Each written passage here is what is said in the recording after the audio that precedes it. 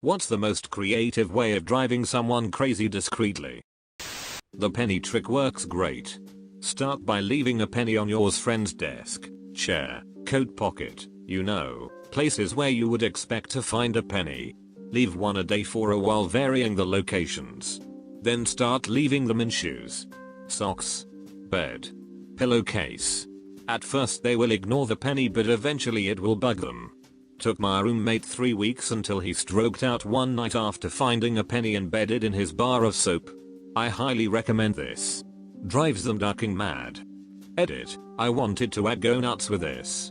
His final straw was the soap, but I really wanted to start putting them in his car and get a co-worker of his to play along and start leaving them around his desk. I'm upset my plans fell short. My sister was really passive aggressive towards her roommate. She used to eat all the berries out of Kellogg's Red Berries cereal but leave a small amount enough, so she thought Kellogg's was just being an asshole. Your sister sounds like a serial killer. Ha. Ha ha ha. Whilst my friend and co-worker took a break one day, I plugged a wireless mouse into the back of his computer. For the past 2 weeks I occasionally jog the mouse, and he's slowly being driven insane by it. I once worked in an office where there was a legendary feud between two managers, Alex and Bill. Alex was an older guy. He was patronizing, arrogant, and had some kind of tenure. Bill was the guy who had to fix Alex's duck-ups. Here's what Bill did. Got sand from the outside and sprinkled just a few grains on Alex's chair mat. This made the chair casters grind a little and his shoe slip, which was irritating. Spray a dab of really cheap and pungent cologne under Alex's desk. Alex hated perfume and would complain about it constantly. Replace the handset cord on his office phone with one that was horrendously tangled and overstretched. Gently unplug the PS/2 plug to the keyboard or mouse. It looked plugged in, but wasn't. Tech support learned to hate Alex's constant calls. The file cabinets we had used a spring to close them automatically about an inch from closing. Bill broke these springs so the file cabinet would never close properly. Later, he angled the cabinet forward by shimming up the back slightly so the lower drawer would roll open at the slightest vibration, hitting Alex's chair. Put bitters in Alex's coffee mug. That shit is hard to get the taste out of ceramic, apparently. Took Alex's legal pads and left them in some humid condition long enough to warp the pages. Unlock the locking mechanism on his office chair back so Alex thought he was falling for a second. Swap the M and N in Alex's keyboard. Swap the number pad keys in reverse like a touch-tone phone. Put Vaseline on the tips of the ballpoint pens. Sometimes Bill would just steal stuff off of Alex's desk, or swap them with something broken. Alex has a locked office, but Bill had a key to it, apparently. Bill was eventually caught, and then fired because Alex set up a webcam that snapped pictures and mailed them when it sensed movement. Sounds like Bill just needs to ask Alex out on a ducking date already. This one's buried and I've posted it before, but it's worthy of this thread. I'll give a shortened version. Dude at work was complaining that his spoons were slowly disappearing from the lunchroom. He had brought 6 to work and he was down to 2. Everyone else in his lab hatched this plan. Every time someone sent him an email, at the bottom, in white text, that is invisible unless highlighted, everyone would write, spoon spoon spoon spoon spoon spoon spoon. We all did this for several weeks. He had a Gmail account, and that's when he started losing his mind. Every website he visited had ads for spoons and flatware. He thought Google was reading his mind. Try to open a bag of chips quietly, for an hour. And then proceed to try and quietly eat the chips. 3 years ago I made my wife a lasagna. Sauce from scratch, homemade spinach pasta, expensive cheese, the works. Hours invested, and the return? You should put more cheese on it like at the macaroni grill. I went out that night and bought 6 interior left-hand doors. All of our interior doors were right-handed. I cut plugs to fill the strike plate and hinge mortisers, and every few weeks I change out a door or two, right hands for left, left for right. It only takes about 20 minutes now. Pull the door, plug the mortisers, spackle the plug seam, chisel the plug from the opposite side, hang the opposite door and sweep up. I painted the first few times. but it's a white jam and I decided the paint smell was more suspicious than the unpainted spackle. It's a thin seam, and my wife wouldn't even know where to look. She's never said anything about it, but I've seen her grasp the air where a doorknob used to be 100 times.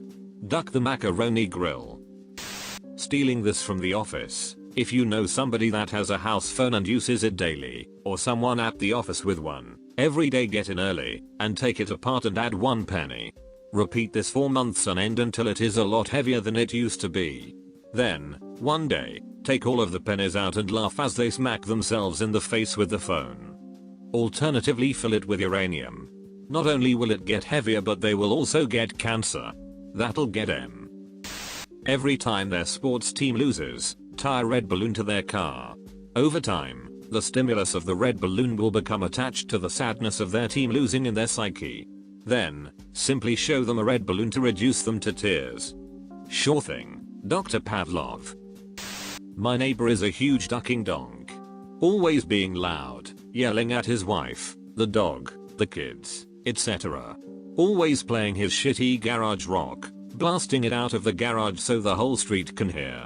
My payback for this is that every night I go over to their front yard and move the stuff around. His shitty little garden gnomes, his shitty hose, his shitty lawnmower, his shitty shovel. Just move all of it around a little bit every single night. Every now and again I hear who keeps moving my duck and shovel around. Ha ha. Sucker. And now he beats his wife. Congrats. In that case it's a good thing he can't find his shovel. I spent a whole day crinkling a disposable water bottle every time I took a sip. Not crushing it, just a little crinkle. It caused a minor freak out at about 2 in the afternoon. You're the worst kind of person, especially if it's in a classroom. Dump them by saying, I'm done and it's too late to talk about it. Then proceed to message them daily asking as they need anything, essentially making it impossible for them to move on. My ex is doing this to me while she is clearly already over me and it's working. To counter this, drop little hints that you're into someone else now. X, do you need blah blah? You, nah. Use the name of a girl you both know. Got me blah blah thanks though. X, girl we both know last name. You, nah. X, girl we both know who then? Then just don't answer any more questions about this mystery girl. She will think you are sparing her feelings by avoiding the subject. It will drive her nuts who's suddenly stealing your attention. This isn't that creative, but fun. When you are talking to someone, keep looking at one specific spot on their face, like a side of their nose or something. Don't stare at it all the time, but enough. If they ask if there's something on their face, act like you don't know what they are talking about. It doesn't take that long when they can't remember what they were talking about. I worked with a girl who said at a previous job, she heard a manager she hated had a foot fetish. So when he would come into her cubicle, she'd slip her shoes on and off absently and innocently. Sometimes she'd show up at his cubicle in stocking feet. She said it completely sidetracked him and neutralized any train of thought he had. Sarah, these reports are unacceptable. I asked for an Excel file where everything is on one sheet and you, yeah, fix that up. Today. Not someone did to me on purpose but one that happened nonetheless. At my old rental I had with my sister, for about a couple of months I kept hearing ringing noises, that's similar to an old phone ringing, every time I would walk through hallway, kitchen, lounge room or dining room. Or also when I listened to music on the stereo in the lounge room. For the months it drove me crazy. I would be walking and hear, stop to listen and lo and behold nothing. I never caught on to how come it stopped every time I looked for it. I thought it was a ghost, humoring myself, or that neighbor's ducking phone kept ringing. So one day I was looking for something in kitchen, and I look on top of the tallest cupboard and find this mother ducking clock. This piece of shit had one of those old school bell and ringer on it. Vibrations from walking/stereo made it ring. For ducking months that bastard drove me insane. No one believed me about the ringing. Turns out my mother bought my sister the clock and sat it on the top of the cupboard where it got pushed back where you couldn't see it. So yeah. Basically, hide an item that will make annoying noise where you can't find it. Step 1. Become an excellent pickpocket. Step 2. Specialize in placing things into people's pockets. Step 3. Place strange things into their pockets while no one is watching. The best things to place are fried eggs, not runny but still a gooey consistency, and a small balloon filled partially with lukewarm water, called the phantom scrotum. Wouldn't that make you a put pocket? While walking outside in a crowded area, start looking up in the sky, shade with your hand, point upwards and whisper something to whoever you walk with. Then take note how many other people will spend some time trying to figure out what you just saw in the sky. A co-worker of mine used the Annoyatron on another co-worker for weeks. It's a small device, $half size, that makes a quiet high-pitched beep at random intervals. It has a magnet on it so you can stick it under a chair or hide it in some pretty hard to find locations. Sometimes he'd turn it off for a few days or a week, only to turn it back on when the victim had let his guard down. He would move it all around the office. The guy started getting desperate after a few weeks of this. He had maintenance come in and take the thermostat apart. He looked in the ceiling tiles and air vents. The icing on the cake was when the prankster put the Annoyatron in the poor guy's car. He used to leave it unlocked during the workday. He thought the feds were after him. My favorite was the person that sewed someone's sleeve button a little closer every few weeks so the guy felt his arms were swelling. I was sitting in class and this really irritatingly prissy girl was sitting in front of me with her iPhone. She had the whistle ringtone on full blast and was getting blown up, most likely by crack dealers, so her phone whistled frequently.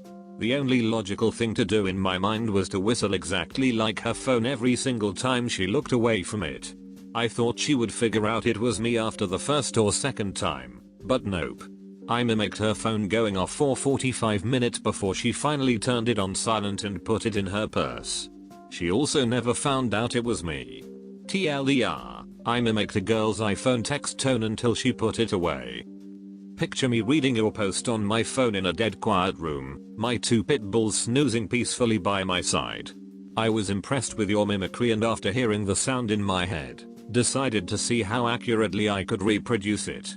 I didn't nail it, but what I did do was hit some sort of resonance in my mouth that destroyed the silence and amplified my whistle into some demonic call that not only startled myself but sent my dogs into a terrified frenzy. One of them, still half asleep no doubt, ran directly into the wall in front of her and fell to her back. The other nearly did a backflip, stood up, looked me straight in the face and barked twice. That was the most hilarious thing I've seen in ages, and I thank you for it. When you're talking to one of your friends or somebody you know, always stand just a little too close, or a little too far away. If you're standing too close and they back up, you back up too. And if you are standing a little too far away and they move closer, you move closer. Repeat. Watch them go slowly mad and probably try to avoid talking to you again. Surefire way to maintain meaningful friendships.